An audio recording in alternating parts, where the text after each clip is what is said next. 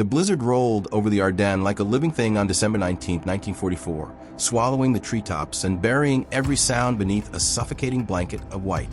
The American lines near Hansfeld were collapsing in fragments, scattered platoons falling back, armored units running dry on fuel, and artillery positions abandoning their guns before they froze solid. But in one small clearing on the edge of the forest, a single M2 A1 105mm field gun still stood in the snow, half covered, half frozen and declared unserviceable by every officer who passed it. Its recoil system had stiffened in the cold. Its elevation gear barely moved. Its trails were encased in ice, and its crew had been reassigned hours earlier. "Leave it," they'd said. "It's useless in this weather." "Move, Sergeant. There's no point trying to save that thing." But Staff Sergeant Thomas Avery didn't move. 32 years old, tall, with windburned cheeks and a mechanic's hands. Avery chipped ice from the breach with a trench knife and worked the frozen firing mechanism like a surgeon repairing a heart. Snow gathered on his helmet. Frost covered his collar. His breath came out in tired clouds. Behind him, Private Collins shook uncontrollably in the cold. "Sir," they said to fall back. "Word is a German armor column is pushing right toward this road. We can't hold this position." Avery didn't look up. "We're not falling back." "Sir, that gun won't fire. It's..." Avery finally turned his head, his voice low and steady. "Everything fires if you understand how it breaks." Collins swallowed hard. A low rumble rolled through the storm, distant at first, then slowly growing. Metal on frozen earth, tracks grinding, engines snarling through the cold. Avery froze. Then he whispered, "Armor." Collins' eyes widened. "How many?" Avery gripped the gun's traversing wheel. Feeling the way, it resisted under ice. "Enough to flatten this entire sector if we let them." Through the white mist, silhouettes emerged, half-tracks armor cars, and behind them the unmistakable turreted shapes of Panzer IVs pushing slowly up the road. Collins trembled. "Sir, we're just two men, even if that gun worked." Avery leaned into the sight, breath steady, hands calm. "They think this gun is dead weight." He adjusted the frozen elevation screw with a grunt. "They're about to learn otherwise." The first Panzer turret rotated toward the clearing. Avery's jaw tightened. "Stand by, Collins. We hold this road, no matter what comes." Because before the next hour was over, this useless field gun would stop an armored column that should have swallowed the American line whole. And Thomas Avery would carve his name into a battle no one believed could be won.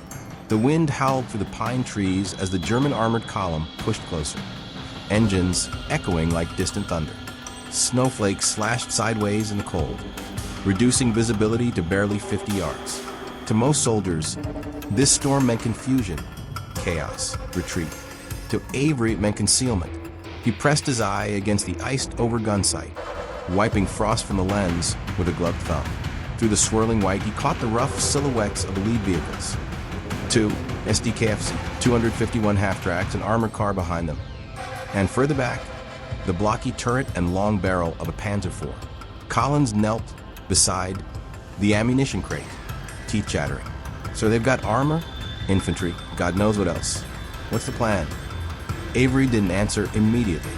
He angled the gun slightly left, then right, listening to the mechanism complain as frozen metal ground against frozen metal. "The plan," he said finally, "is to turn this clearing into a funnel." Collins blinked. "A funnel?" Avery nodded. "They expect us to run. Instead, we make them commit." He pointed through the storm. "That curve in the road? Snow's softer there. Their tracks sink. They'll bunch up. All that weight in a choke point." A moment later, the first half-track hit the soft patch of snow and lurched sideways, just as Avery predicted. "Loader," Avery barked. Collins scrambled to grab a high-explosive round, fumbling with the cold, slamming it into the breech. "Loaded." Avery took a breath. Calm, cold, cert, firing. Boom. The 105mm shell detonated in front of the stuck half-track, blasting snow and debris into the air. The explosion sent the infantry inside tumbling backward, disoriented. Behind it, the second half-track braked too hard, skidding sideways and blocking the road. The armored car jerked left, almost colliding with the Panzer behind it. In less than 10 seconds, the entire column had snarled itself into a steel knot. Avery allowed himself the faintest exhale. "One shot," he said softly. "That's all it takes to start a panic." The column reacts. German commanders shouted orders through the snow. "Form up, advance, clear the road, infantry dismount, take the tree-line, Panzer fire on the clearing." The Panzer IV's turret rotated directly toward Avery's position. Collins ducked. "Sir, they see us." Avery twisted the elevation wheel, muscles straining against the ice. Not well enough. He had one advantage the Panzer commander didn't. The field gun was nearly invisible in the blizzard unless it fired. Loader P.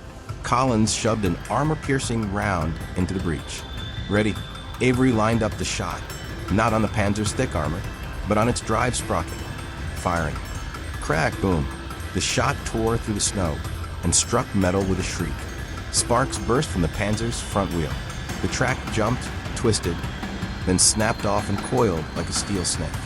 The Panzer slammed sideways into the armored car behind it. Collins stared in disbelief. "You tracked a Panzer." Avery kept his eye on the sight. "A tank that can't move," he said. "Can't choose how it fights." Infantry advance.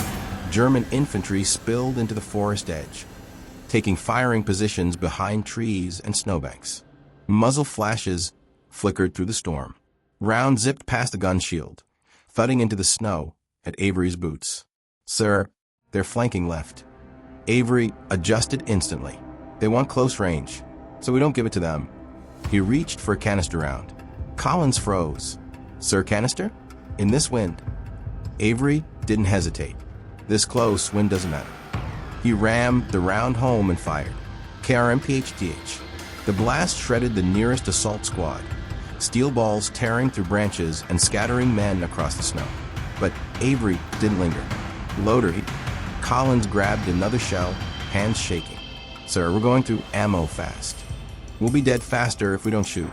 Avery fired again, the He round detonating behind another infantry push and forcing them back into the tree line. German voices rose louder, more frantic. "Artillery! Where is our artillery? Get the pack gun forward. Suppress the American gun." Avery's brow tightened. "They're bringing an anti-tank gun." Collins swallowed. "That'll kill us for sure." Avery kept turning the traversing wheel. "Only if they can see us." He pointed deeper into the storm. "And right now nobody sees anything." The storm thickens. Avery's advantage grows.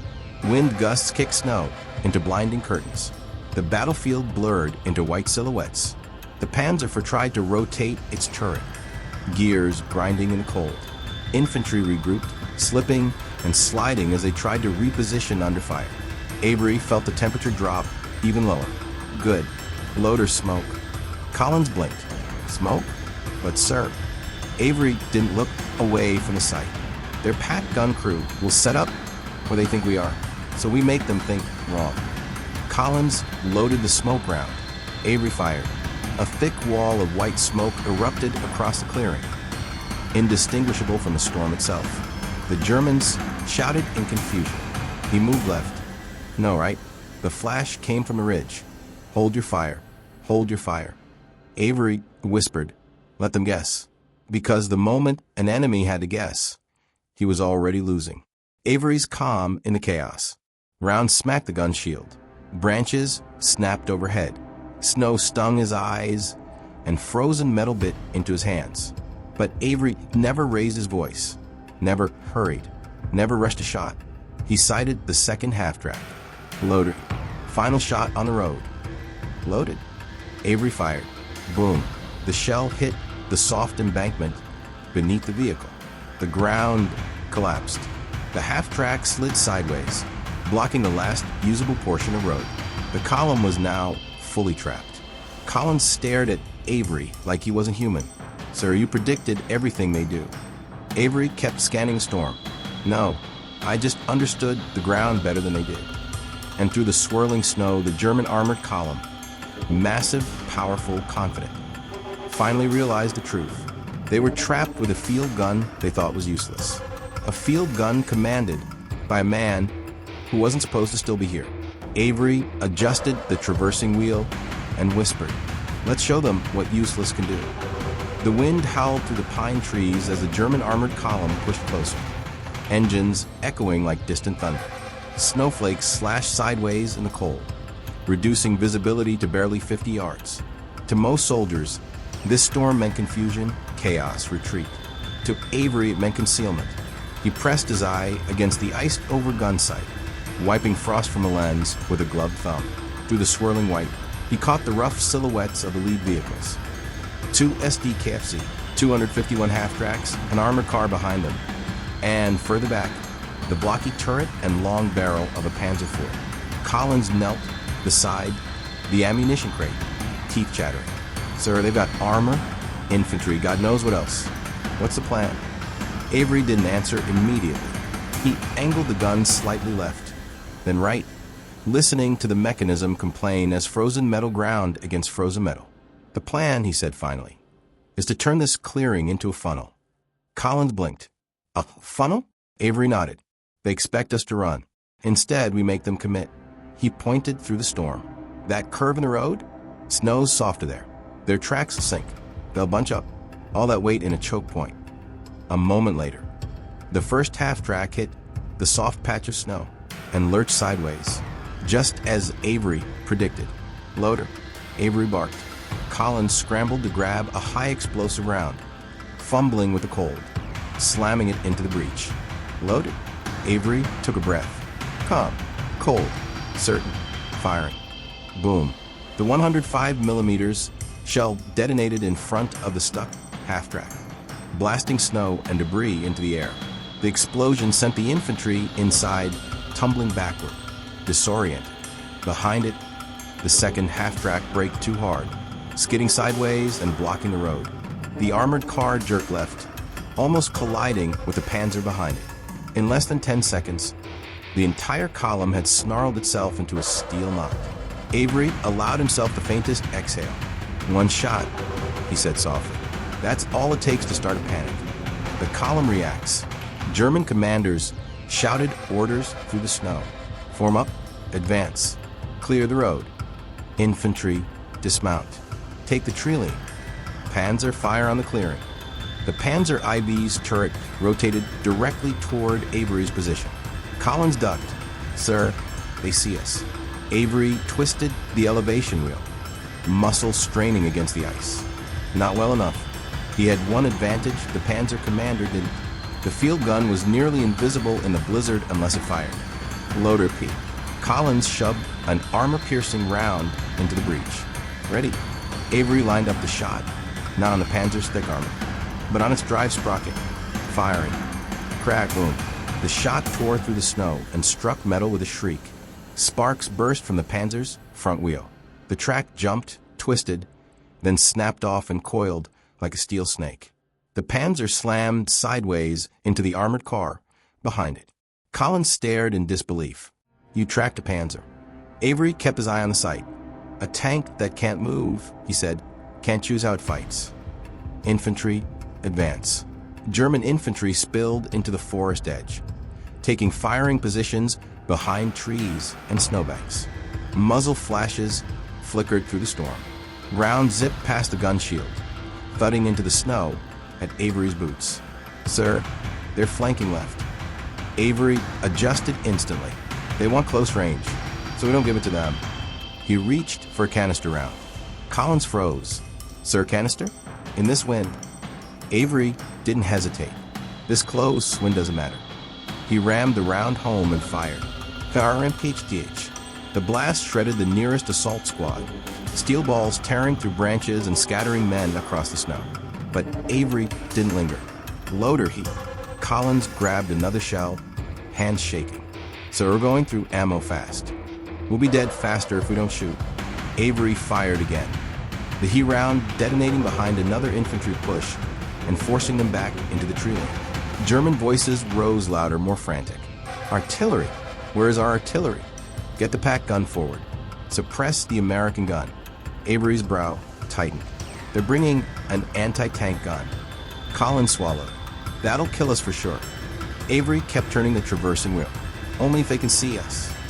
He pointed deeper into the storm. And right now, nobody sees anything. The storm thickens. Avery's advantage grows. Wind gusts kick snow into blinding curtains. The battlefield blurred into white silhouettes. The Panzer tried to rotate its turret, gears grinding in cold. Infantry regrouped, slipping and sliding as they tried to reposition under fire. Avery felt the temperature drop even lower. Good. Loader smoke. Collins blinked. Smoke? But sir, Avery didn't look away from a sight. Their pack gun crew will set up where they think we are, so we make them think wrong. Collins loaded the smoke round. Avery fired.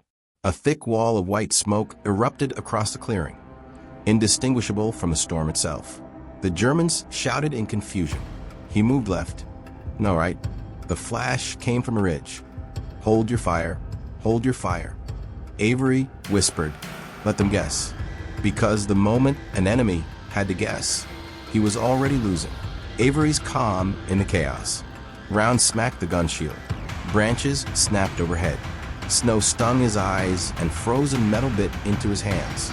But Avery never raised his voice, never hurried, never rushed a shot. He sighted the second half-track. Loader. Final shot on the road. Loaded. Avery fired. Boom. The shell hit the soft embankment beneath the vehicle. The ground collapsed. The half-track slid sideways, blocking the last usable portion of road. The column was now fully trapped.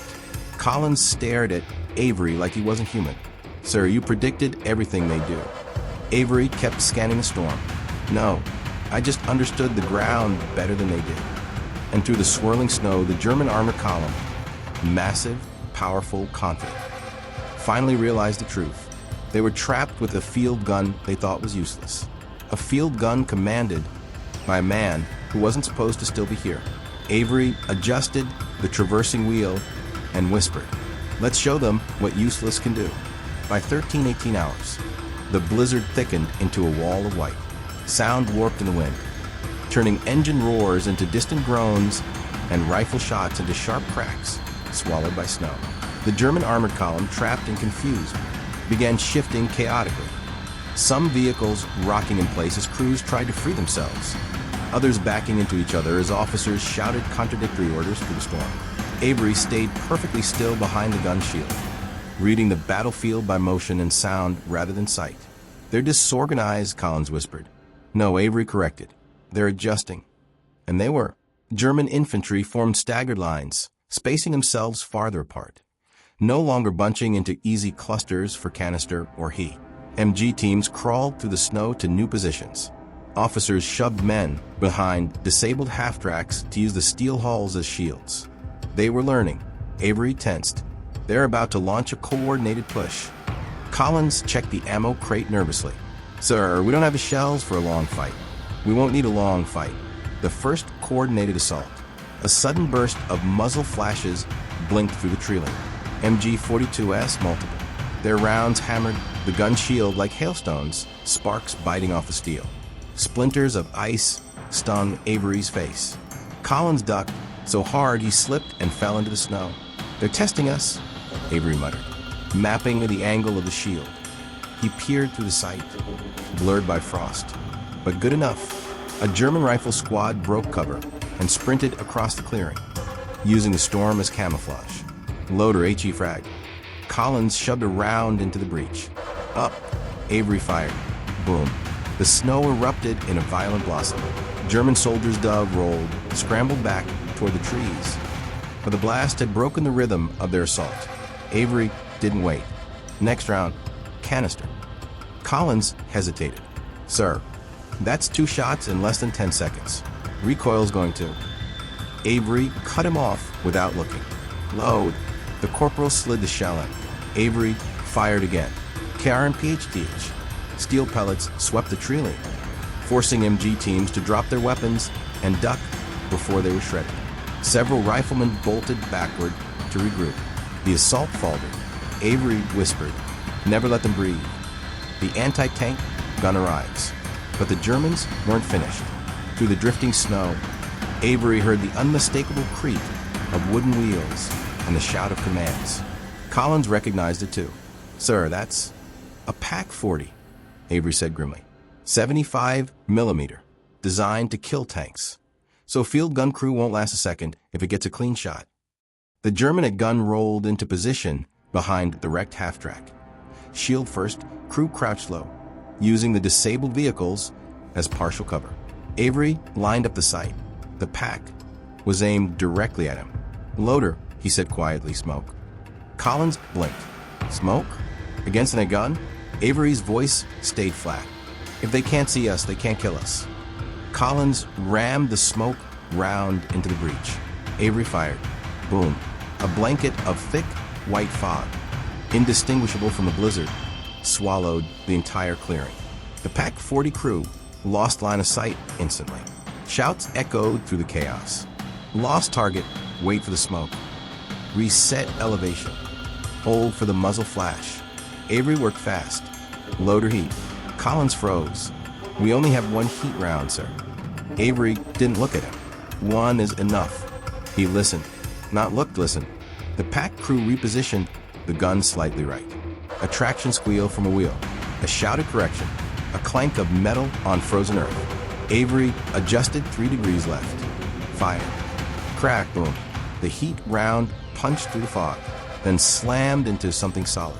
A metallic scream echoed through the clearing. As the smoke drifted, the PaK-40 lay on its side. Shield torn open. Wheels shattered. Crew scattering in panic. Collins stared at Avery like he'd witnessed sorcery. You fired that blind. Avery kept scanning the tree link. No, he said softly. I fired where they had to be. Flanking pressure. The Germans adapt again. The loss of the PaK only made the Germans more aggressive. 3 infantry squads moved simultaneously. Left flank, advancing low behind fallen logs. Center, using the snowstorm as partial cover. Right flank. Grenadiers closing in dangerously close to the gun. Avery spotted the right flank first. Collins right. Load HE-frag. Sir, they're almost on top of us. Then load faster. Collins shoved in the shell. Avery fired. Boom. The explosion blasted the Grenadiers backward, but 2 survivors kept coming. Only 30 meters away now. Collins panicked. We can't stop them. They're too close. We need rifles. Avery shook his head. No, we use the terrain. He grabbed the gun's left trail, slammed his shoulder against it, and heaved. The mechanically frozen metal shifted. Just enough. Collins gaped. You just moved the entire gun by yourself. Loader. Canister. Double charge. Sir, that risks? Do it. Collins forced around it. Avery fired. KRM-PHTH. Wham. The blast nearly threw both men backward. But the Grenadiers? They vanished under the wave of steel. Snow settled slowly in the silence afterward. Collins sat hard in the snow. Sir, they're not stopping. Avery corrected him. No, they're breaking. The column begins to unravel. Through the thinning smoke, Avery saw German officers pulling back. Fall to the ridge. Regroup. We're too exposed here. Infantry retreated in disarray. MG teams abandoned their tripods. One man shouted for artillery support that wasn't coming. The Panzer IV, still immobilized, fired a desperate shell that sailed wide, exploding harmlessly in the forest. Avery sighted the cracked tank. Loader, he said softly. Collins blinked. Sir, they're retreating. Avery shook his head. Retreats turn into counterattacks. Not if we convince them we still have teeth. Collins loaded the AP round. Avery fired. Boom. The shot slammed into the Panzer's exposed lower hull, sending a plume of smoke pouring out of the engine deck. German morale shattered. Soldiers fled uphill into the trees. Radio orders turned frantic. No one wanted to be the last man in the clearing. Avery lowered his head. His breath trembled. His arms were numb, but his voice stayed level. That's phase 2. Collins stared at him. So what's phase 3? Avery looked into the blizzard where the last Germans were disappearing. Phase 3, he said, is finishing what they just started. Because the Germans were no longer attacking. They were running, and Avery intended to make sure they kept running. By 1340 hours, the storm had become a twisting wall of wind, snow, and drifting smoke from burning German vehicles. The world shrank to a circle of pale light around the field gun. Beyond that, just shapes, shadows, and the muffled roar of retreating engines. But the Germans weren't gone. Not yet. Avery wiped frost from the gun sight with the edge of his glove. His hands were nearly numb, but his mind was sharp. Too sharp for exhaustion to dull. "They're regrouping on the ridge," he said. Collins peered through the white haze. "But sir, they're pulling back." Avery shook his head. "No, they're reshaping." He knew the signs. Scattered infantry slowing down and tightening formation. MG teams repositioning to higher ground. Officers waving men into staggered lines. The rhythmic discipline of troops preparing for one last decisive assault. "This is their final push," Avery murmured. "If they break us now, they reopen the road." Collins swallowed hard. "And if they don't?" Avery didn't answer. Because if they didn't, the Germans would abandon this approach entirely. The last German assault takes shape. The fog parted just enough for Avery to see movement. Rows of soldiers advancing in a measured, methodical way, rifles steady, heavier weapons behind them. Not the chaos of earlier waves. This was discipline. This was doctrine. And it was dangerous.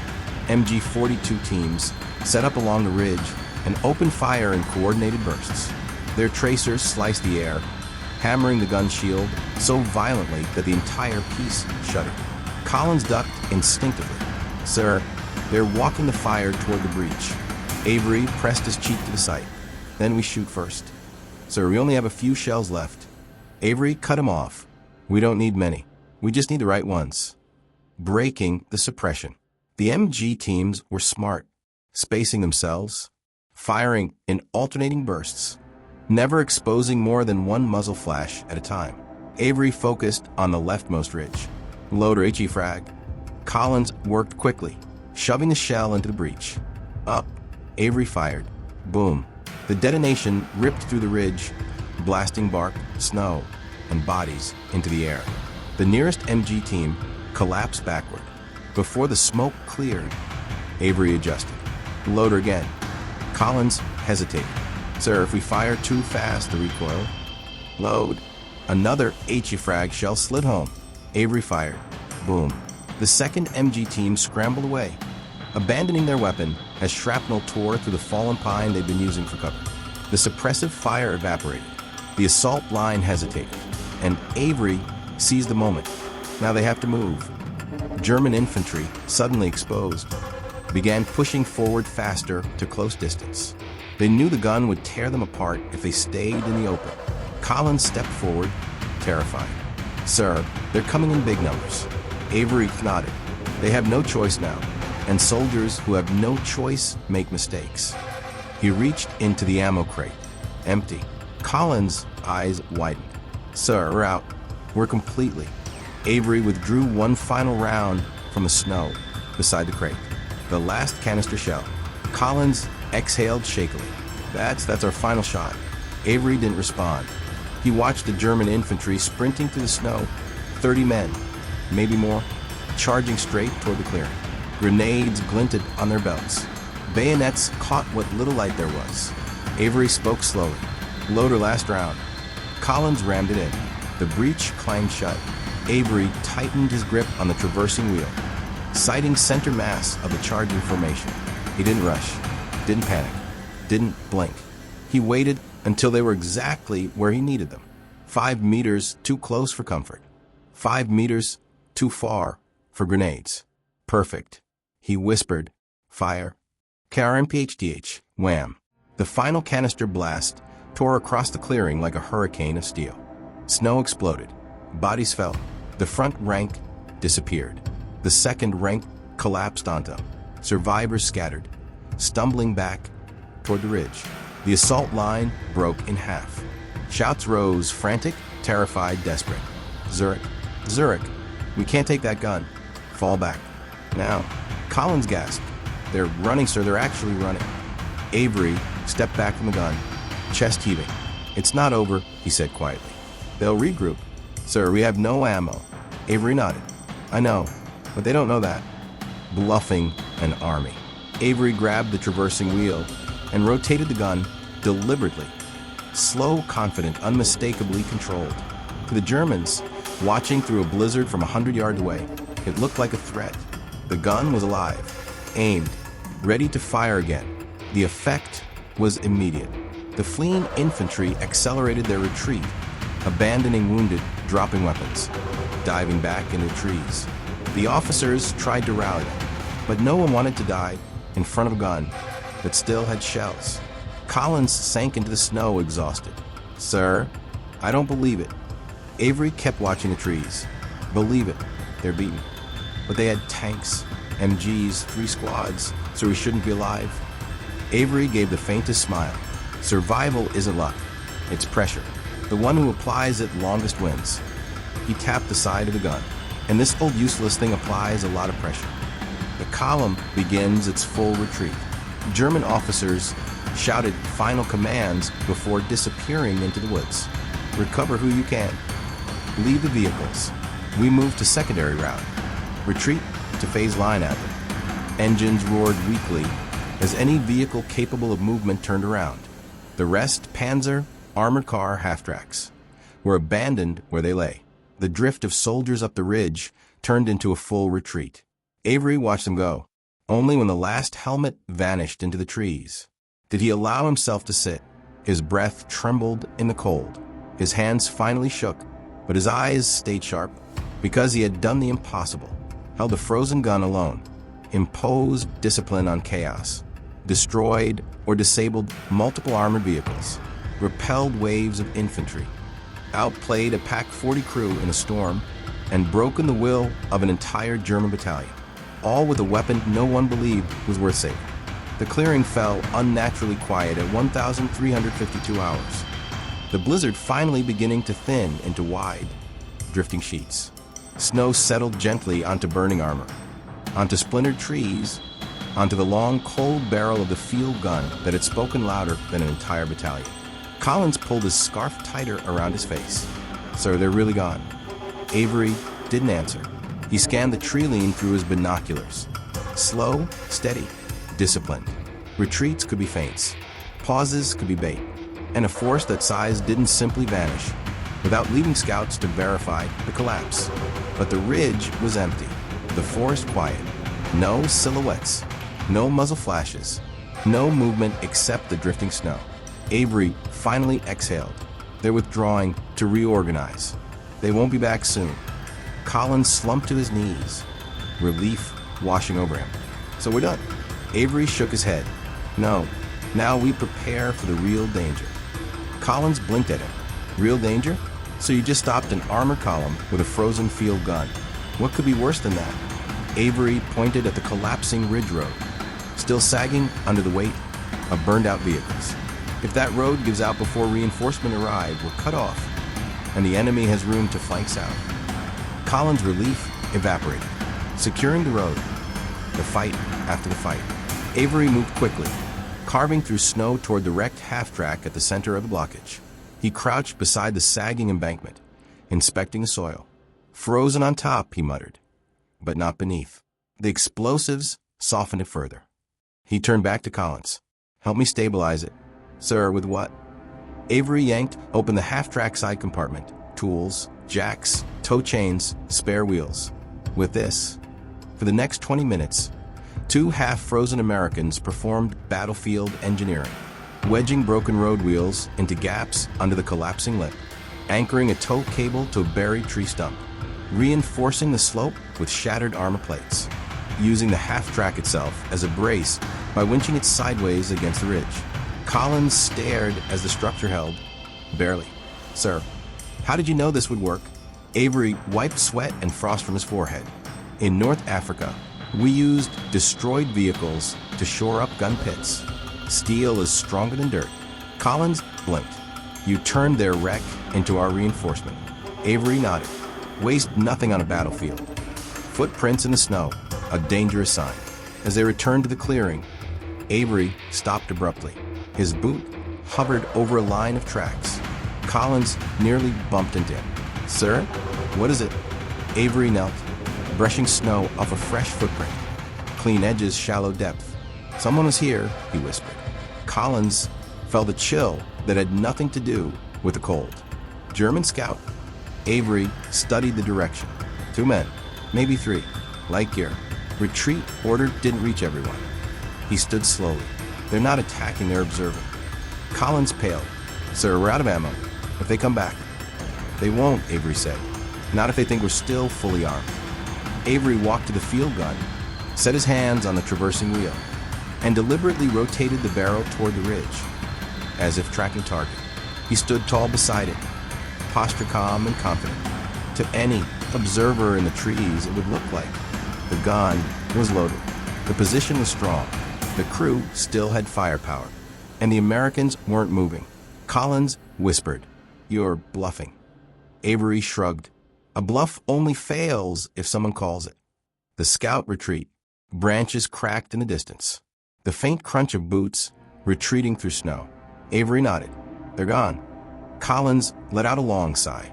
Sir, how did you even hear them? Avery allowed himself a rare, faint smile. You learn to listen for what doesn't match the wind. Exhaustion sets in. For the first time, Avery allowed his body to slow.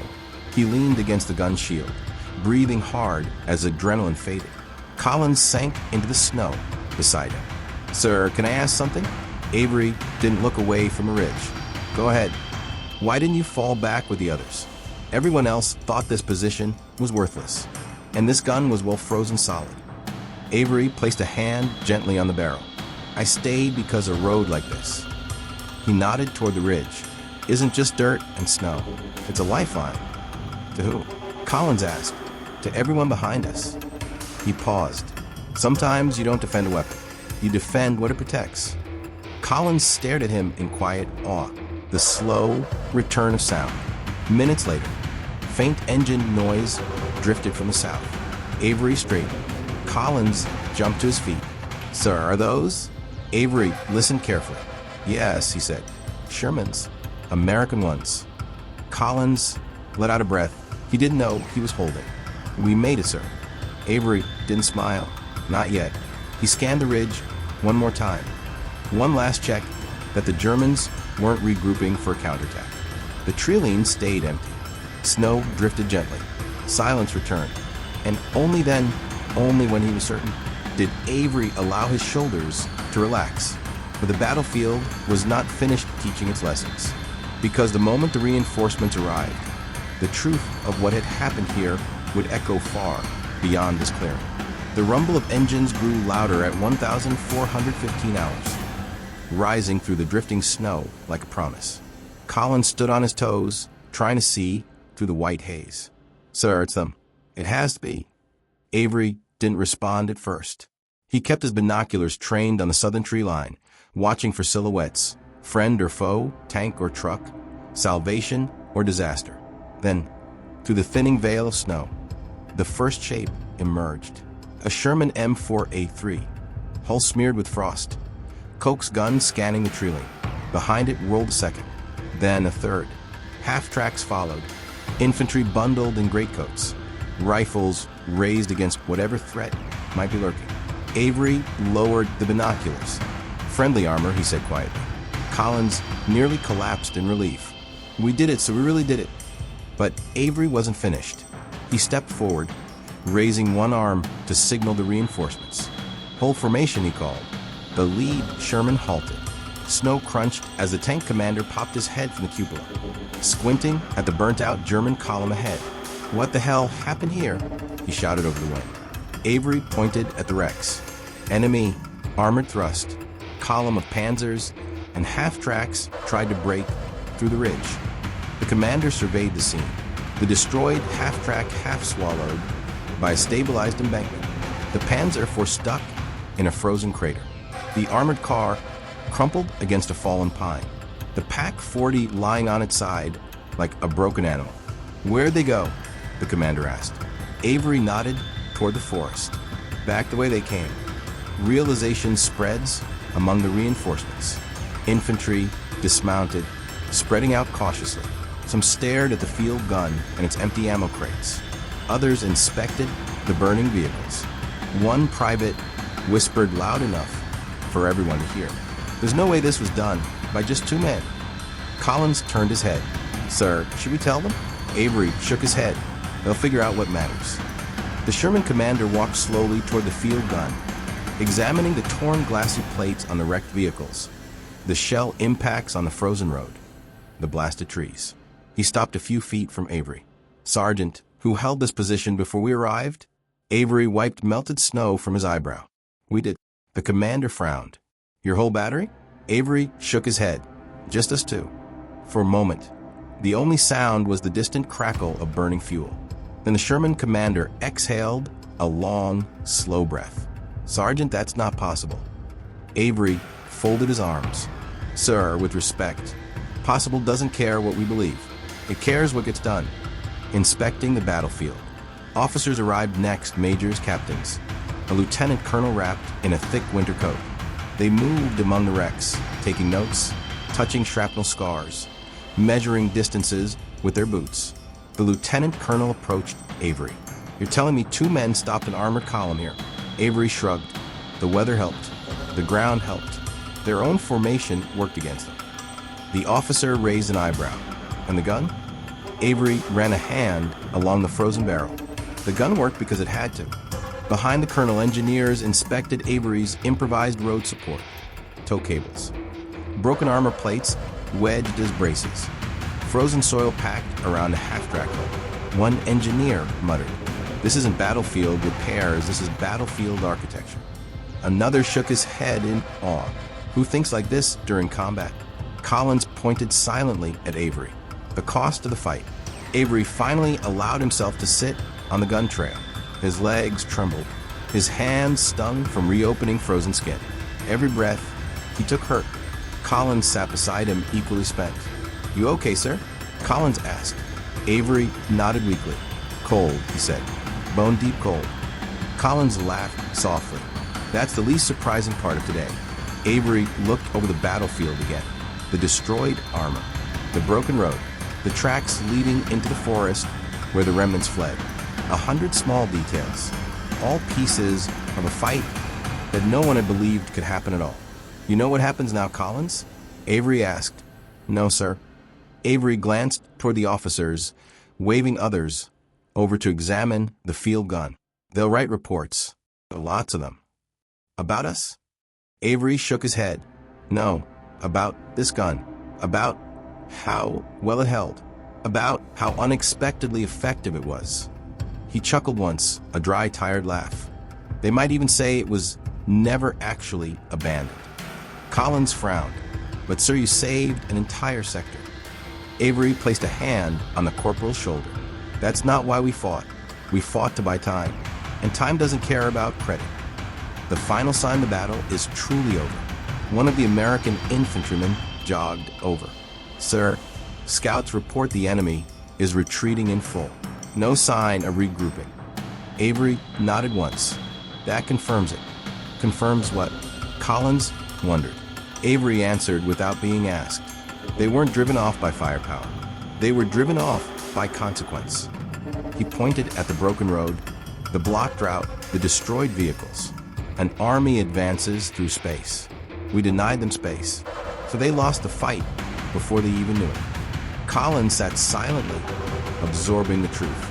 Closing the chapter, as reinforcements spread through the clearing, marking positions and preparing for counter-assault operations.